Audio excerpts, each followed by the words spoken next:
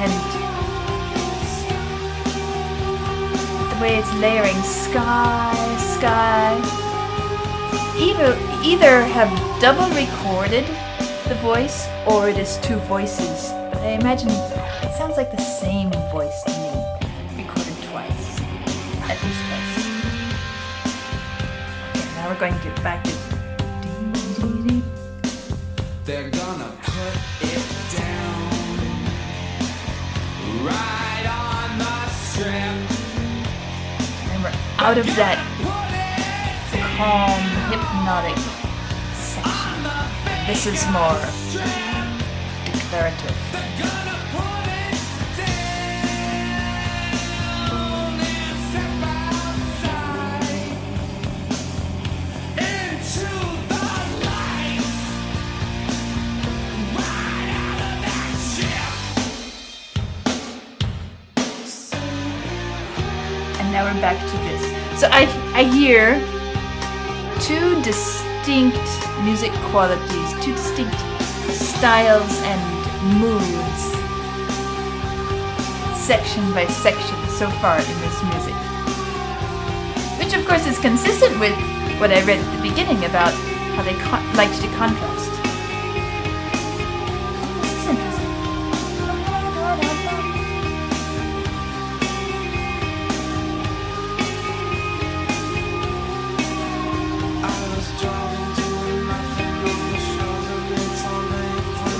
Fucking back there.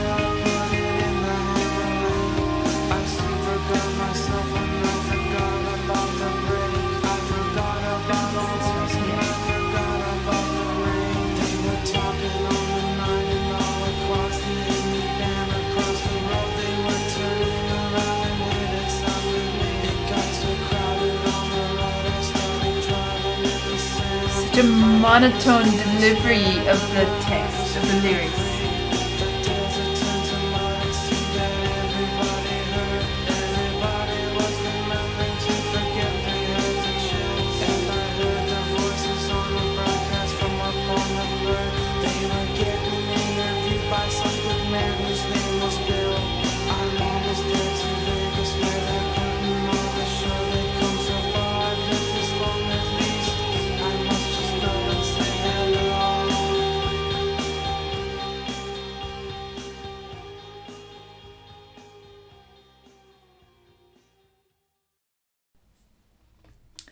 That last section felt almost like a stream of consciousness, somebody just saying whatever's coming to mind, almost as if they are the one who is under hypnosis. That's the feeling I get of whatever's coming out. I was driving, doing nothing on the shores of Great Salt Lake when they put it on the air. Well, of course, if you're driving on a long road, you kind of get into this zone of thoughts just floating through your mind, turning. It's a long road and we're just driving. It's conveying that sort of event to me, if we can call it an event. Either it's portraying some sort of hypnosis event, intentional hypnosis, or perhaps it's just what happens when we're driving. They got a ranch they call number 51. You can't see it at all unless you're flying by. It sounds like a traveling song, like driving, like a sort of expression, a picture of the experience of driving, perhaps on some long road where the scenery is quite boring and the road is straight and we're driving alone and our mind just goes into this trance-like state as we're driving along. Maybe we're going to this ranch, or maybe we're thinking about this ranch that we saw passing as we were driving by somewhere, and then our thoughts just started traveling in that direction, and I guess that's what it feels like to me. Interesting. So this is the Pixies. Well, of course, as I read, apparently this band, the Pixies, were a big influence on so many different bands. Let's see, it was David Bowie. I don't think I've listened to David Bowie. Radiohead. Haven't listened to Radiohead. U2, yes. Nirvana, yes. Alice in Chains, yes. Bush, I don't think I've heard yet. Arcade Fire, yes. And the Smashing Pumpkins. In fact, have I listened to 2 by the Smashing Pumpkins and 2 by U2?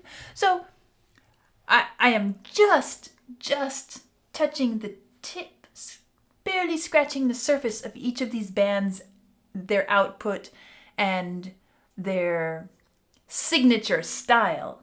So I am not in a position to say, oh, this was influenced by so-and-so and this was pulled from here at all. But listening to this, I can hear some things that it seems that if I think back to, let's say, the Smashing Pumpkins and that funny voice that I commented on, perhaps they got some inspiration from this sort of style, or